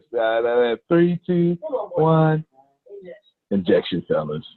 Yeah, that's Boys to Men, right? All right, Boys to Men. Anyway, y'all got it. All right, here we go. An 80s baby, you know, 80s baby. Don't worry about that. Okay, I'm gonna share my screen again and give some giveaways. Let me keep going real quick though. Oh, wrong thing. Let me keep going. Now that you know that us folk from little cities was ruined by little thinking, but we all can overcome and get out of it. Yes, everybody okay with that? Everybody okay with that? Yeah, you can overcome and get out of it. Good stuff. Now let's see. What number was I on? That was 3. Number 4. You're committed to being entertained, not educated. Oh, you thought this was gonna get easy? Have you not been to an Antonio T. Smith Jr. call? You're committed to being entertained, not educated. All the videos you watch make you key. That's how they say it down here, Chantel and South. Who you keying at? Right? That's how they say it down here. That's how they say it. That's when you're in trouble. When she say that, you're in trouble. Okay, you are in trouble. That means who got you over there laughing at your text messages? Because it ain't me, right? But that's a whole different story. Don't worry about that. Okay, don't worry about that. You want to be entertained. Ladies and gentlemen, hear this statement. You are far more profitable to your government entertained and not educated. You're far more profitable to your government entertained and educated. You are. Flat out. You need to get educated. Don't confuse your schooling with education. Dave, let me hear from you. Can you hear me? Loud and clear. Yes, sir. I was I was looking at this list. I don't know how far you're gonna go with it. But I was thinking though, at one point in my time, I really was attracting abundance. And then like you say, I got around that circle because I used to always go to like Rolls Royce dealerships and look at the Rolex stores and the different designer places and walk through the $1 million houses and the things like that, and then I got around those small-minded individuals that kind of threw that, oh, you're just a pipe fitter, you're just a welder, you shouldn't be thinking like that, you should be happy to be employed and retire at XYZ, and then at that time when you're going through certain things, it kind of just settle on you like, yeah, you know what, retirement ain't bad, XYZ. Instead of with me being on these calls, is kind of getting those juices back flowing again, and getting to my business and reading more and just really having a plan. And kind of what you put out is what I had, and I was going to do a live on it with just showing some of the stuff I had wrote, and I used to speak. And one of the things that I had done when I first started my trucking company, I had wrote me a check for my business account for $40,000 a week of revenue. Mm.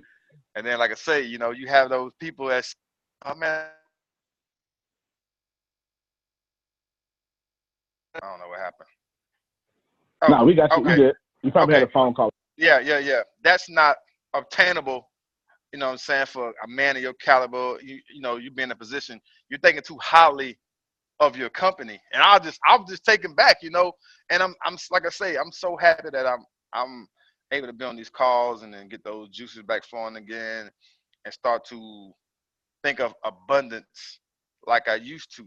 Because I've been in this state and I'm like, man, you know, it's so exciting for me knowing that I'm in a group that is thinking on this level, you know. Yes, sir. I appreciate you. As a matter of fact, you just inspired me. You stay to the end of this call. I'm going to give away about 17 different ways to make $25,000 for your business. I am. I'm going to do that. Mo Williams, let me hear from you. What I wanted to say to the gentleman that just spoke is, and I just posted this the other day, don't allow people to speak into your life that don't speak life. Those people should not even be in your circle. And I don't care who it is. I don't care if it's the person that birthed you. I don't care if it's the person that sleep with you. I don't care who it is, period. Don't tolerate anybody pissing on your dreams. I can't stand that. So that's my thing to say on that tonight.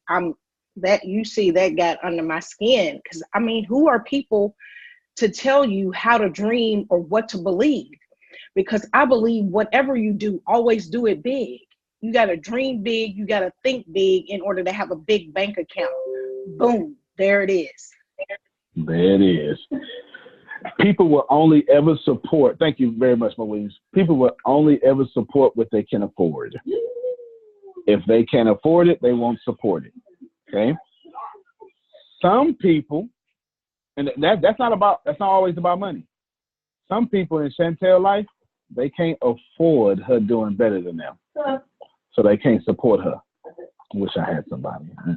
It's some folk that can't afford Tyranny to be smiling, because they used to, as long as she's sad, I feel better about myself. I'm talking today. And since they can't afford your smile, they won't support you when you have one. Am I making some sense here? People will only ever support what they can afford. That's the truth. That's the truth. Number 5. Is it 5? I'm on 5. Number 5. People make you feel guilty all the time. Some of you never gonna be rich, because every time somebody say what you're doing for your community, you feel guilty. Yeah. What you're doing for women, you feel guilty.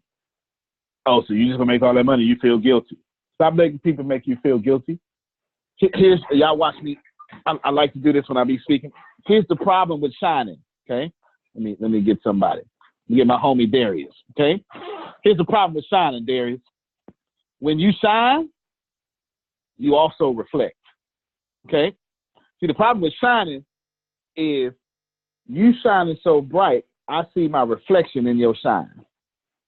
And if I can't handle my reflection, I got to kill your shine. Because your shine reminds me I don't like myself. And as long as you around, I remember I don't like me. So I got to kill you so I feel better about me. And some of y'all, you surrounded by those folk right now. The better you do, the more they don't like it. Hold on, let me scroll down my screen. I know I should have somebody over here shouting. There's somebody can resonate. It was Jerome. Jerome, unmute your mic. You can't hold your peace. You ready? I'm on, and Tony, I'm on book 2 of my 3-book series. And the people that I work with in New York, that's all they did. It was the kids loved me, and the kids loved me, and the more the kids loved me, the more they hated me. And that's what it was. It was so sad. But the sad part was I did better because I didn't allow that. I wouldn't entertain that because it wasn't about them. It was about the kids. So that just made them more angry, which gave me more pleasure. No, I'm glad you said that. Because here's what happens. If someone is in the same field as you, that's normally where most of your haters come from. Mm-hmm. Most of your haters come from the same field as you. You got coaches that won't like another coach status. Mm-hmm. I know plenty of motivational speakers. I know plenty of motivational speakers that won't like another motivational speaker's keynote. Plenty of preachers won't show up, won't like another preacher's service. Come on, am I? We hate what we are close like to because we always want to be better than. We compare ourselves to that. This is why this is too much, but I'm gonna say it anyway. This is why a lot of network marketers don't get along because network marketing forces you to actually be with one another. And now you can compare his monthly salary with his monthly salary. And why my downline don't look like that? Let me leave that alone. All right, number six. You care too much about what people think. Now I'm gonna do you a favor. I'm gonna move on. Some of y'all, you know who it is. You know who you are. You get hurt every time somebody says something. How many of you cannot take criticism whatsoever? And you know you can't. Yep, you're these people, okay? You can't be rich and not be ridiculed. Please no. Let me just say this before I move on to number 7. I do these calls for free. Well, this used to cost $1,500, but we put it out there for free now. Y'all do know that every time I open up my mouth, I gain 1,000 followers and 1,000 haters at the same time. If you are not ready for someone to go on your comments and talk bad about something you posted, you're not ready to be rich. I used to tell Tempest this all the time. I used to say, Tempest, get ready. Get ready. Can't go off. Get ready. Get ready. And then it happened.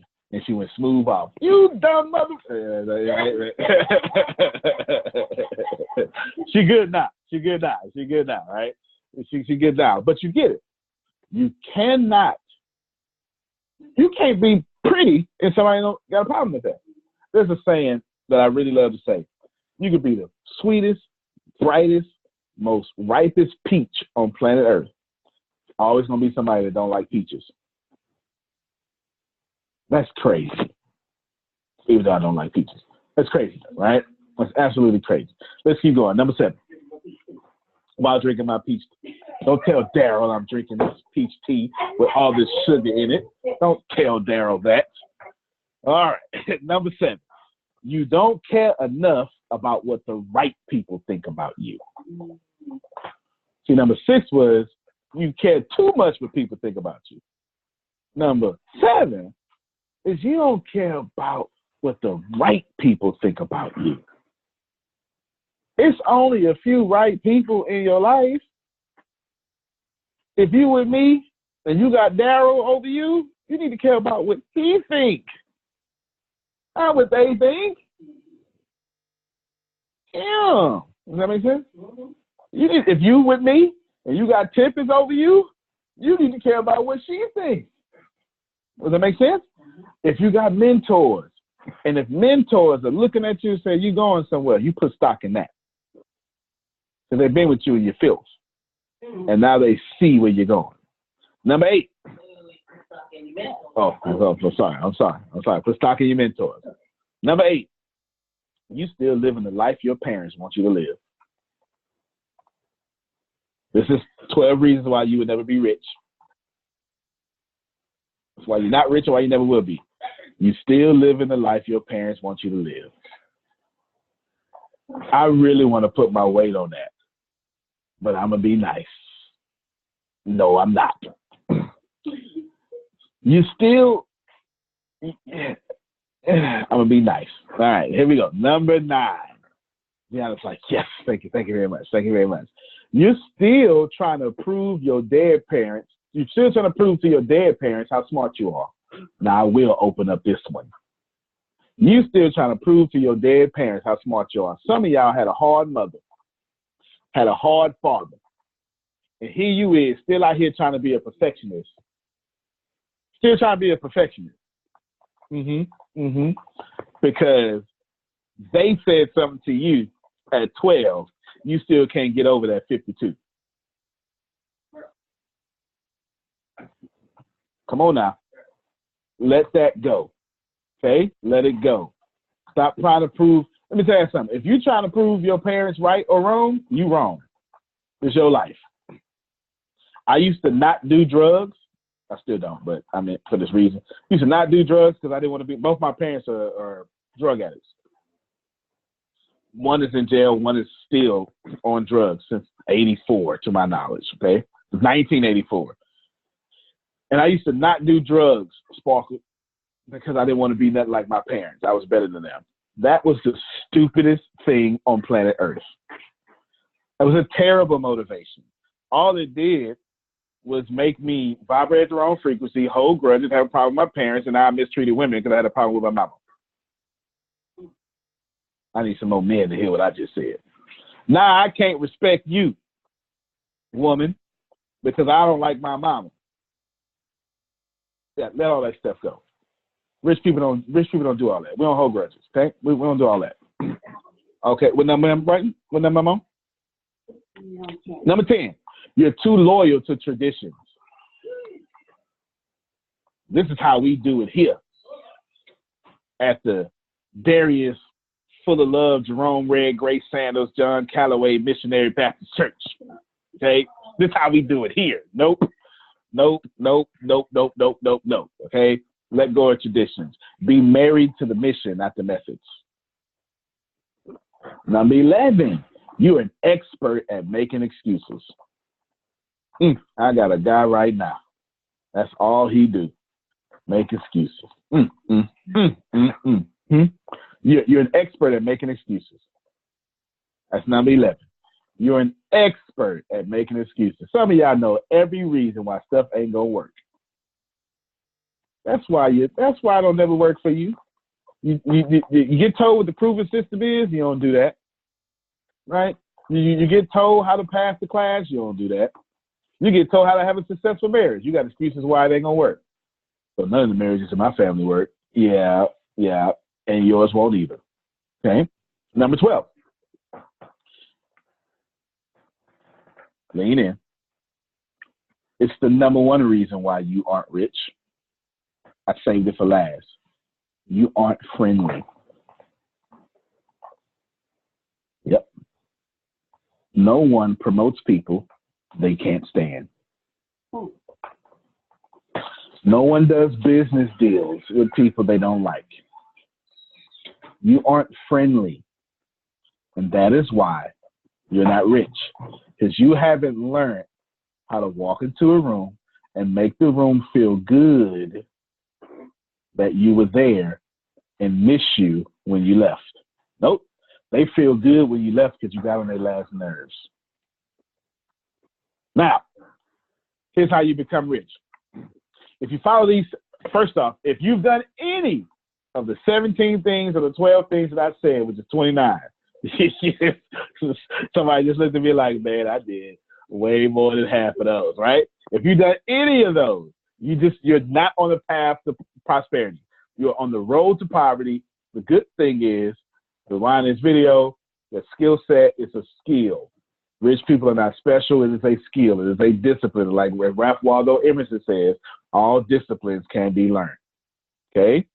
Now, if you do these next 7 things, and I'm still going to give you away some links and stuff so you be blessed. If you do these next 7 things, if you do one of them, you're doing all right. If you're doing all 7, you're on your way to being super rich. These are the 7 signs that you will be super rich or successful, but that's super rich in my head. Number 1, you're super competitive. Super duper competitive. Let's stop right there. I just lost half my crowd. Not with you. That's why that's why you always number 1 salesperson. Grace, yeah, he killed comments over there. She's always number 1 sales. She's been number 1 salesperson in the company for 2 years or 3 years now. Well, however old we are in this business, she's number 1 salesperson, employee number 1, because she's competitive, super competitive. But I just lost half my crowd because you know why? You know what? Money isn't everything. I just want to be, no.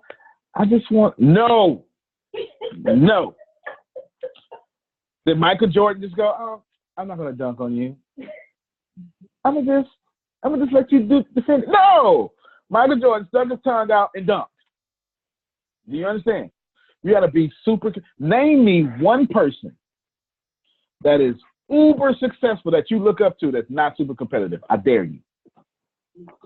Oprah, so competitive. She said, I'll stop watching Phil Donahue. I ain't have time for that.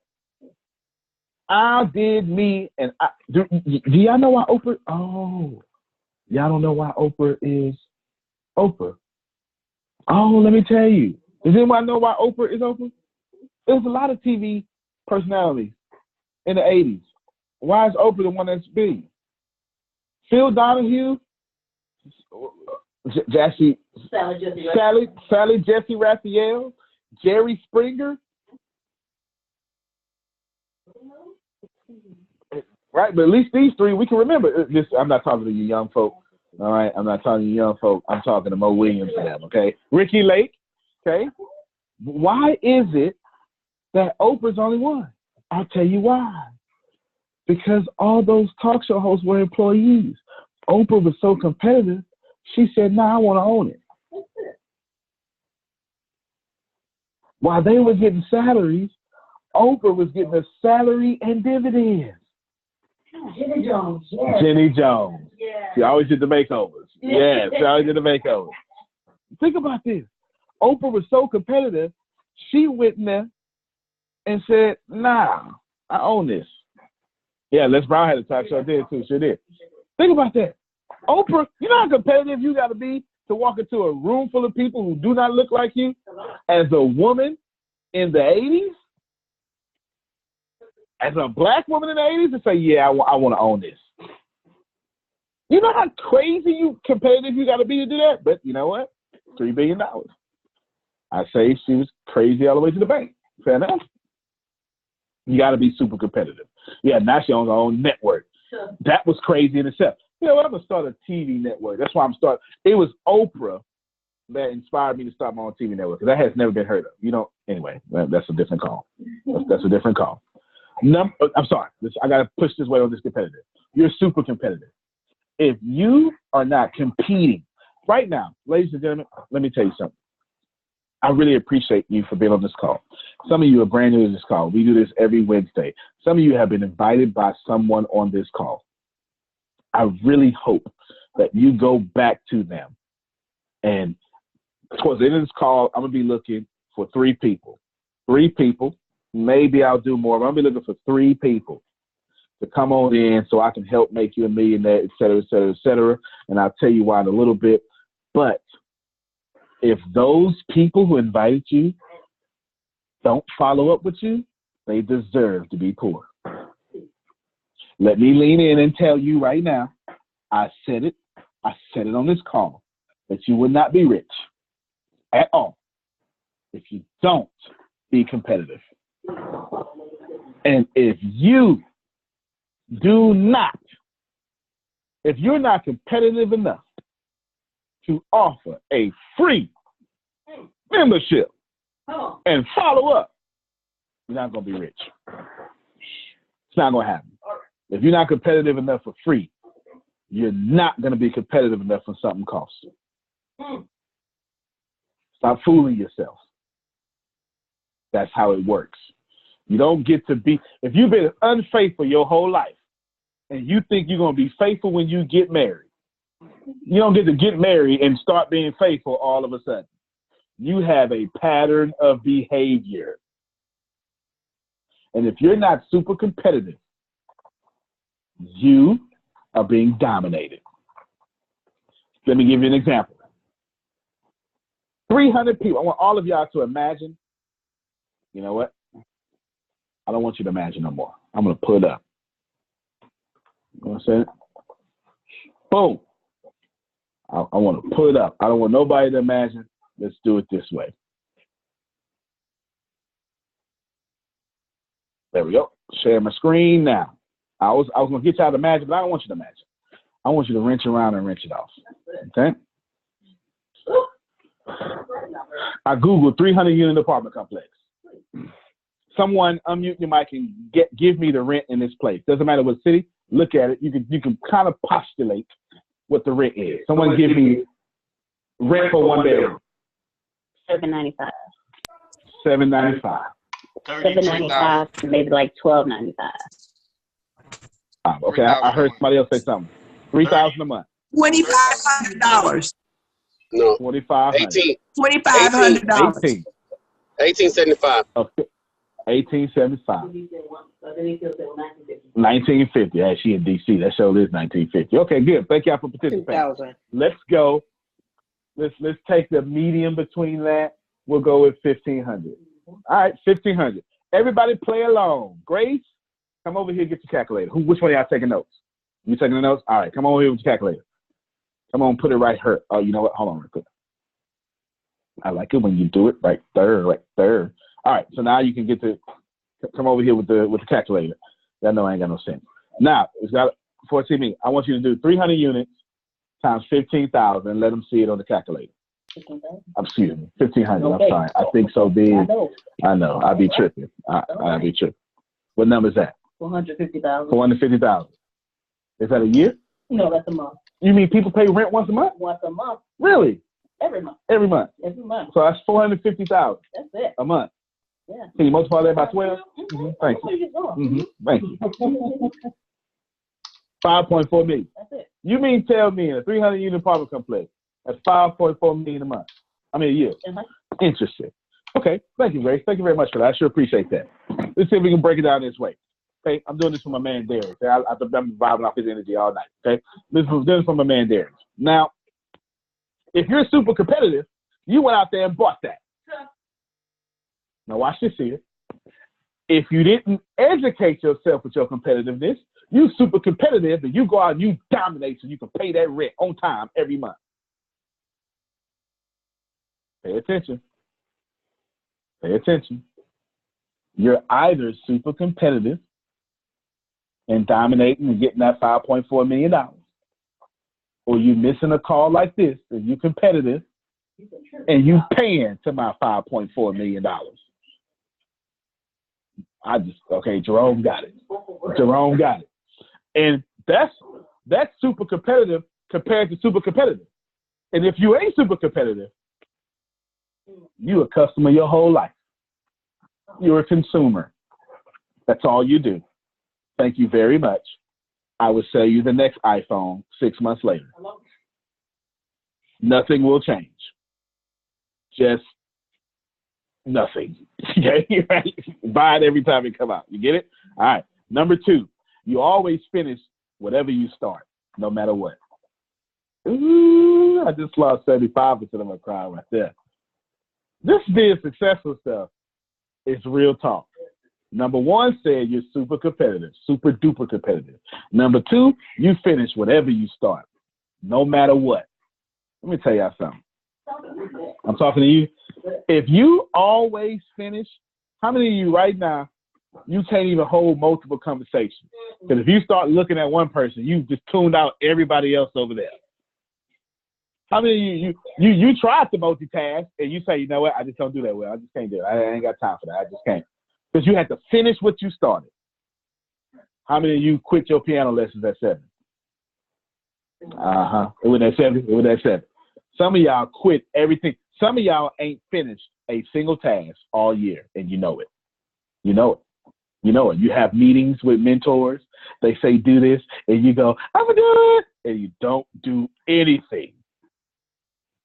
And then here's the deal: you have the audacity to be tired, and you didn't do no effort because you thought about doing it in your head, and you got exhausted. You know you're not gonna be rich if you think your way to exhaustion. That's just not gonna happen. Okay? If you finish everything you ever started, how many of you started a podcast and you quit on it? Yep. You started a YouTube channel, you quit on it. You started speaking, you quit on that. You started doing a live show on Facebook, quit on that. Come on, right?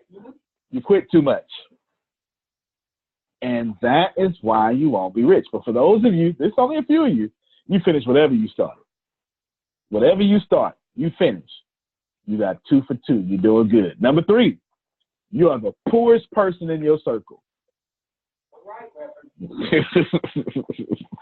Around here, they joke and say, I got a bottomless card. My card has no ending. No end in sight. We wasn't joking. No end in sight. It's got an end. Tempest be giving me money. That's what it is. She sent me some money today. She sent me a significant amount of money today. I sure appreciate it too. Appreciate it. Tell the IRS she hiding money. She sent me some money. Okay, tell her report her taxes. She sent me some money. I got it. She really did. Early this morning, she sent me some money. First of all, don't play like that with this administration because they coming for folks. Okay. So delete that. They do want their money. They absolutely do want their money. I ain't mad at you. Now, you're the poorest person in your circle. Remember when Chris was talking? Said, man, I had to get out that. But now he in my circle. So now he going to constantly get refilled up. And then when I leave this circle, I go to another circle. To where the money I am worth is the low man on the totem pole. Yeah, I go to circles. I don't even talk, y'all. I sit there and listen. I don't even have permission to talk, Chantel. I ain't even earned the right to all these accomplishments. I can't even talk. You know what I'm saying? Look, if you're not in them circles, man, you need to find you some circles. Number 4, your brain never stops. Watch this here. Your brain never stops improving your business or your life. I did not say your brain never stops thinking, because being up at 3 o'clock in the morning Googling how the world go in is not, it's not prosperity, okay? That's just your brain. There's an IRS always on the call. He's all right. That's all right. That's why he say how much money she gave. I ain't said that, right? I just said she gave me $1. There it is. Your brain never stops improving your life. You're always reading the book. You're always watching the webinar. How many of you are addicted to podcasts like me? I am absolutely addicted to podcasts. You mean to tell me you're going to give me all the information that I needed that I didn't get nowhere else in a podcast? I could drive and listen to you? Yeah. Always improving your life, always improving your business. That's how you want to do that. Number 5? Number 5. Credible people are saying, Darius, you're going somewhere. It's when credible people say, Femi, or you're going somewhere. Femi, I watched you tad up when you first got here. That's real stuff. Hold on, let me put my face in the camera. Femi, this is a real conversation. I watched you tear it up when you first got here. As someone who knows it, you stay the course, you're going somewhere. Credible people tell you you're going places. You get it? You know what I'm saying? I'm not saying I'm credible, but Google does. Okay? Now, let's see. Number 6. You never stop learning. I'm not talking about improving your life. I'm saying you stay a student. You're crazy enough. You absolutely stupid enough to listen to some really sexy guy with a beard and some glasses and a blue shirt talk for 2 hours. That's it, right? That's real talk. That's crazy. You do know this is crazy, right? We are the crazy 1% of the world that actually forgoes a Wednesday night of drinking to learn. I'm sick of it. We don't make no sense, y'all. We don't. All of y'all can at least check this one. The same. Y'all listen to me. You listen to podcasts. You don't know about podcasts. You watch YouTube and learn stuff. Who goes to YouTube to learn? You supposed to go to YouTube and look at hood fights or something, right? Here you are learning, right? You're learning. All of you right now. I'm looking at Derek. I've been involved with Derek's got some power engine on. He's sitting in the car on the side of the road. He ain't got no choice but to be successful. I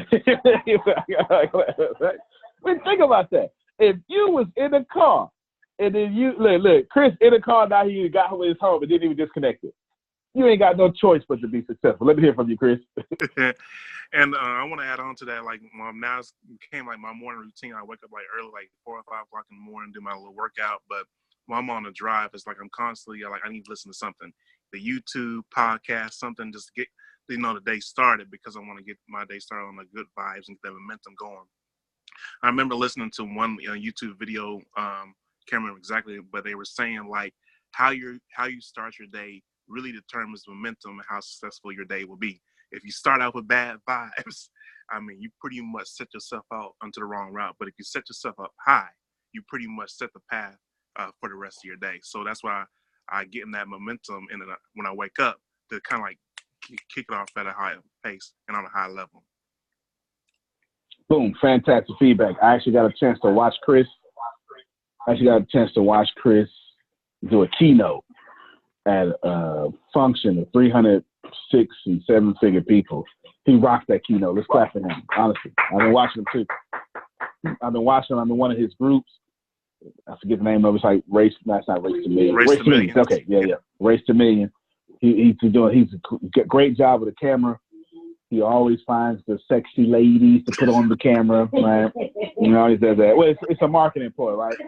Budweiser uses sexy women to sell beer. The two, right? It doesn't make sense. The people who drink beer got a big beer belly, right? So it's a marketing ploy. It's a good job. But I'm just saying, this guy's in his early 20s, and he is doing a dominant job. Femi just put in the chat, Henry Ford said, anyone who stops learning is old, whether 20 or 30, 20 or 80. Absolutely right. Last one, number 7, número 7. You are obsessed and intense. Okay. That's what it is.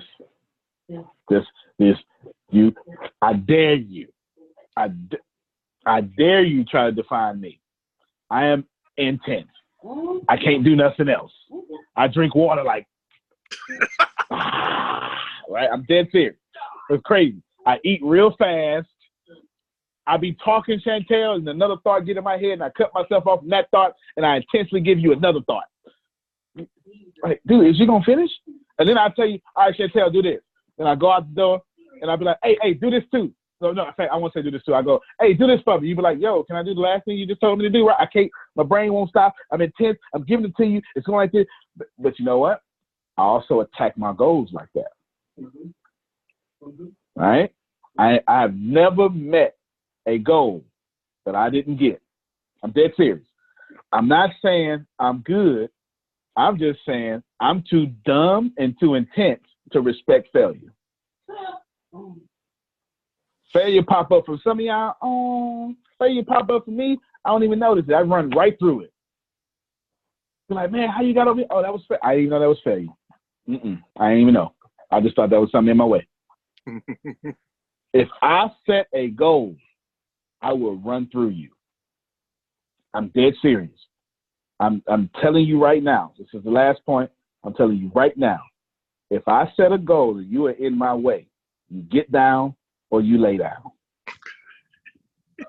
I'm telling you right now. You hear me right? I may not be the leader for you. Okay. If you looking for a cuddly rabbit, I ain't the one. We going to the ship championship. Okay, we going all the way to the top. We dominating. We are not being average. I'm not going to let you put me in the middle and compare me to them. If you ever compare me, I'm going to smile, be nice in your face. I'm going to go back home and I'm going to say, how can I make them not compare me ever again? I ain't got no comparison. Hell, I lost in checkers one time. I went back. I practiced checkers for 30 days. So I beat that boy that beat me in checkers. Lord, let me hear from you.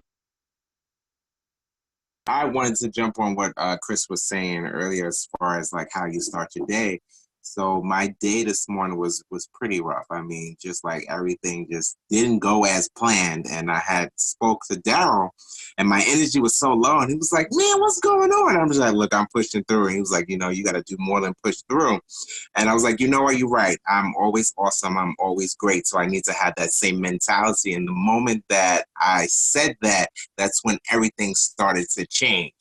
A manager called me, was like, look, you the first one that got this T-Vision sold. And I'm like, what? It came through? Sold. All right, great. I'm at the top of the rank again. 4th, 5th month going strong again. So I'm like, all right, just like that. And then things started to come in again. I got another email back about something else that I was working on. So it's all about you. It's all about how you start the day and how you see things. So it changed. Look, Grace was over here cheering you on. I say, is that why you and lost so cool? Y'all both act like Grace can't stand losing. She lost at marbles one day. She went and threw the marbles at everybody. Nah, I'm just joking. I totally understand. Once you teach me how to do something and I know the method, baby, you ain't got to worry about it. I'm about to dominate it. And that's what happened. So they were sleeping on me last year, but I had to learn the process. And then I attacked it. That's it. Attack it every single time. Ladies and gentlemen, law is 100% done with freshman, junior, sophomore, and senior. I got a bunch of classes to upload, but he done beat me. And I said, oh man, he done caught up with the uncatchable system. Right? Right. It's supposed to be, right? Yeah. Yeah, definitely. Left and breathe. Definitely. Man, okay. That's it, man. That's it. Look, he told us that he don't even try. He said he don't even try to watch TV no more. He said we on Netflix, right? We on Netflix. All right, I want to show y'all something. This is the official. Can y'all see the link? Because I got something in my way. It's copy and paste that link for me. It's ATS Network. Let's put it in there. ATS Network. It's facebook.com/@ATSJR Media is what it is. But copy and paste in the chat for me. If you would like to, first off, this is the official company page, okay? This is the official company page. You'll see the replay here tomorrow and other replays, etc. You'll see all that. But what I'm doing is I just hit copy and paste, didn't I? I just hit copy and paste. I hit copy and paste on how to raise capital for your business. Once I hit send, watch this here. See all those links pop up?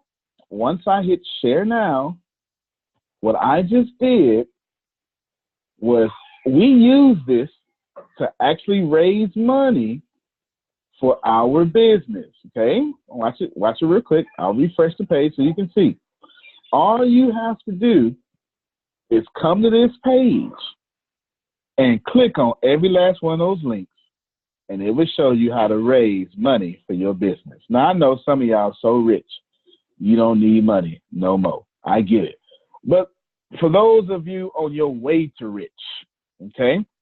For those of you on your way to rich, all you have to do, I'm not even sure if they're posted, all you have to do is get in here, have a wonderful time, and like this status, let it be shared to you. I was trying to give me all discount. And there you go. It's there for you, right there for you to have it. So I'd love for you to have that. You're doing well. That being said, we're in this call in exactly 90 seconds or less. Looking for 3 people. Ladies and gentlemen, I say this all the time. I am not interested in keeping you asleep. Yes, I run an education company, as you just learned, but I'm looking for Femis.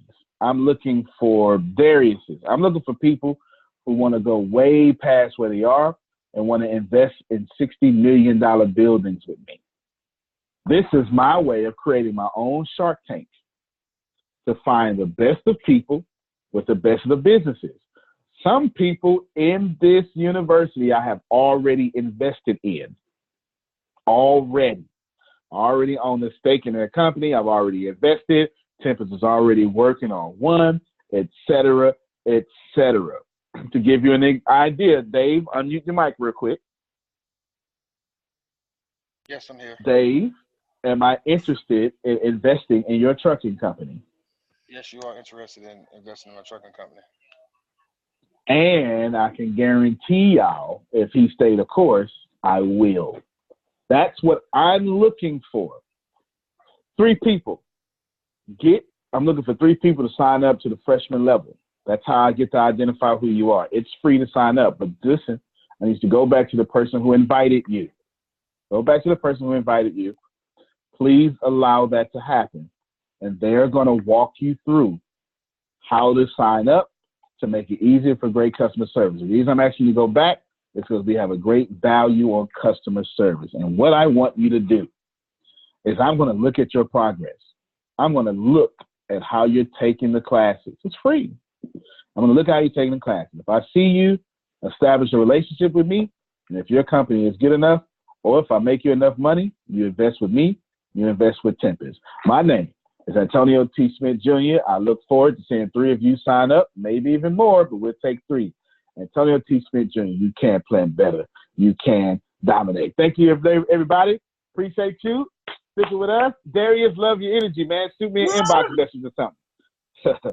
All right, everybody. Appreciate you.